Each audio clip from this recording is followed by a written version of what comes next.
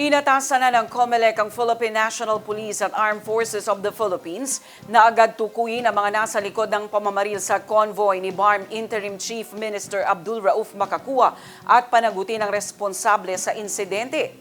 Nanindigan din si Garcia na tuloy ang Bangsamoro Autonomous Region and Muslim Mindanao parliamentary elections. Narito ang report. Para sa COMELEC, hindi kailangang hintayin munang matukoy kung election-related ang insidente bago kumilos sa mga otoridad. Binigyang diin ni Garcia na pinakamahalaga ang pagpapanatili ng peace and order sa lugar, lalo na habang papalapit ang unang regular Bangsamoro parliamentary elections. Nanawagan din ang poll body na magsagawa ng masusing investigasyon upang matiyak na walang mapapalampas at mapanatili ang tiwala at kumpiyansa ng publiko sa mga institusyon ng pamahalaan. Gayunman, kasabay ng panawagan para sa mabilis na investigasyon, binigyang diin ni Garcia ang kahalagahan ng paggalang sa mga karapatang itinadhana ng konstitusyon.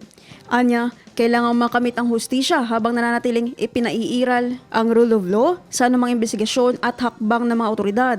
Naninindigan din si Garcia na tuloy ang Bangsamoro Autonomous Region in Muslim Mindanao parliamentary elections. Ito ang binigyang diin ng opisyal matapos ang insidente ng pananambang kay ICM Makakua. Paliwanag ni Garcia, walang anumang dahilan silang nakikita para ipagpaliban ang nasabing eleksyon kahit ito ay may kinalaman sa violence, terrorism o kahit force majeure.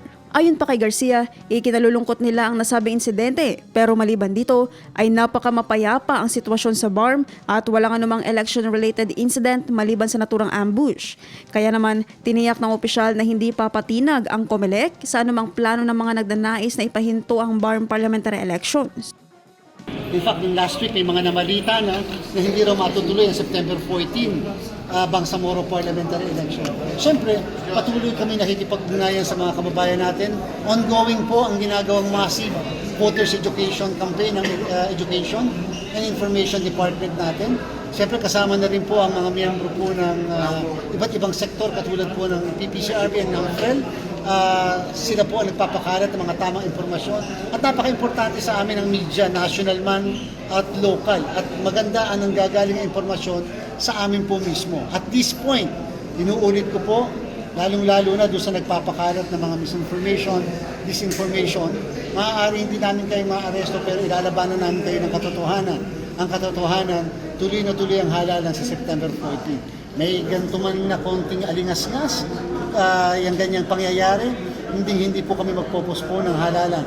Wala po tayong nakikita na kadahilanan, violence, terrorism, force majeure, o kaya naman destruction or loss of election paraphernalia para maging dahilan na ipagpaliban ng halalan dyan sa Bangsamoro. Hindi po yan, kami po ay hindi basta-basta magdideklara ng postponement ng ating eleksyon.